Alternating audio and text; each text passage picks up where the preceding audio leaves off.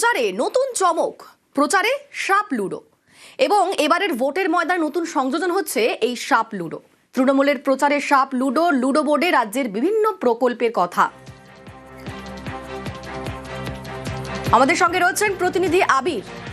আবির, এই এবারের প্রচারে সাপ লুডো দিয়ে ঠিক কি বোঝাতে চাইছে তৃণমূল? প্রথমত হচ্ছে যে প্রচারের ক্ষেত্রে শুধুমাত্র বাড়ি বাড়ি প্রচার, দেওয়াল লিখন এসব তো রয়েছে, সঙ্গে অনলাইন প্রচারের ক্ষেত্রে জোর দেওয়া হচ্ছিল। এবার এই প্রচারের ক্ষেত্রে অনলাইন গেমকে তারা নিয়ে এসছে প্রচারের আলোতে।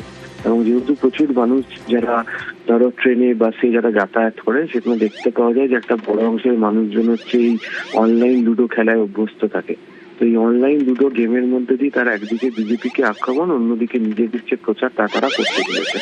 এখানে বিভিন্ন বোর্ডে বিভিন্ন রকমের ঘর রাখা রয়েছে, যেখানে রাজ্য সরকারের বিভিন্ন প্রকল্প, যেমন বাংলার বাড়ি, লক্ষ্মীর ভান্ডার, তারপর যেগুলো হচ্ছে এবার ইস্তাহারের ক্ষেত্রে তৃণমূল কংগ্রেস ঘোষণা করেছে সেগুলোর প্রতিশ্রুতি, সেগুলিকে দেওয়া হয়েছে।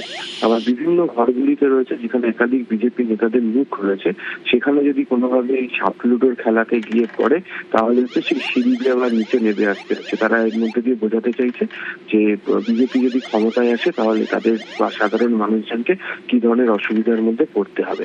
এবং একেবারে উপরের রয়েছে 100 নম্বর ঘর, এখানে জয় বাংলা লেখা রয়েছে এবং সেখানে পৌঁছতে পারলে রাজ্য কি কি কাজ করেছে তার উদাহরণ দেওয়া আছে। বিজেপিকে গেমের মধ্যে দিয়ে আক্রমণ করা হয়েছে এই প্রচারের মধ্যে। ধন্যবাদ আবির।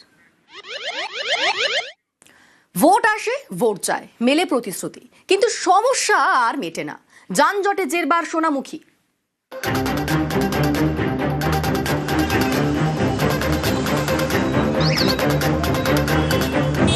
রোড জ্যামে সবসময়ই সমস্যা। স্কুলের ছাত্রছাত্রী যেতে অসুবিধা, অ্যাম্বুলেন্স যেতে অসুবিধা, অফিস যেতে অসুবিধা, সমস্ত কিছু 24 ঘন্টায় রোড জ্যাম থাকে।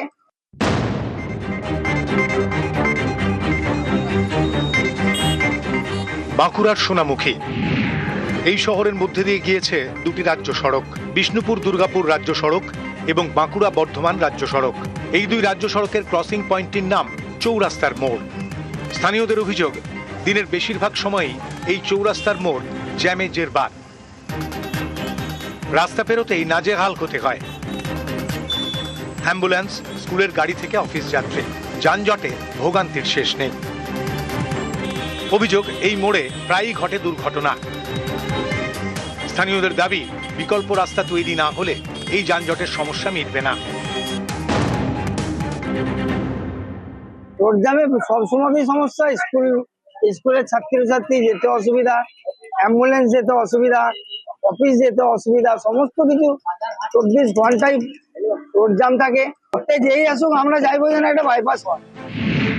2021 থেকে সোনামুখীর বিজেপি বিধায়ক দিবাকর ঘরামি এই সোনামুখী পড়ে বিষ্ণুপুর লোকসভা কেন্দ্রের মধ্যে। 2019 সাল থেকে বিজেপির টিকিটে বিষ্ণুপুর থেকে জিতেছেন সৌমিত্র খাঁ। স্থানীয়দের দাবি, প্রতিবার ভোট এলে প্রতিশ্রুতি মেলে, কিন্তু যানজটের সমস্যা আর মেটে না। আমাদের একটা বাইপাস দরকার ছিল। বিগত 5 বছর বিজেপির এমএলএ বা এমপিরা থাকা সত্ত্বেও, 10 বছর এমপি থাকা সত্ত্বেও এই কাজ কিন্তু করেনি, ভাবেও নেই। আমরা চাই সব থেকে বড় ইস্যু আমাদের হচ্ছে বাইপাসটা। এটা তৃণমূল যতদিন ক্ষমতায় থাকবে ততদিন হবে না। কারণ আমরা তৃণমূল করছে না বলে আমরা কেন্দ্রীয় সরকারের মাধ্যমে করার চেষ্টা করেছিলাম, আমাদের সাংসদ চেষ্টা করেছিলেন। তৃণমূল সে প্রস্তাব প্রত্যাখ্যান করেছে, তাই হয়নি। এখানে যখনই ডবল ইঞ্জিনের সরকার হবে, 2026-এ বিজেপির সরকার হবে, আর সঙ্গে সঙ্গে বাইপাসও হবে। যে সোনামুখীর বাইপাস আগামী যে 26-এ নির্বাচন হচ্ছে, যে নির্বাচনী সভা হবে সেখানে এটার ঘোষণা হবে। সোনামুখীর যে নিত্য যানজট, তাতে অনেক পথ দুর্ঘটনা ঘটেছে, তো সেটার যন্ত্রণা থেকে সোনামুখী বিধানসভার এলাকার মানুষ যাতে মুক্তি পায়, আমি ব্যাপারটা নিয়ে বিশদ আলোচনা করেছি। তারা আমাকে আশ্বস্ত করেছেন। তবে আরো একটি বিধানসভা নির্বাচন, এবারের বিধানসভা নির্বাচনের এই এলাকার মানুষের মূল দাবি বাইপাস রাস্তা। আদৌ এই বাইপাস রাস্তা হবে নাকি এই সমস্যাই থেকে যাবে, সমস্যার কোনো সমাধান হবে না, সেই দিকে তাকিয়ে রয়েছে সোনামুখী বিধানসভা এলাকার সাধারণ মানুষ। সোনামুখী থেকে দেবব্রত মন্ডল।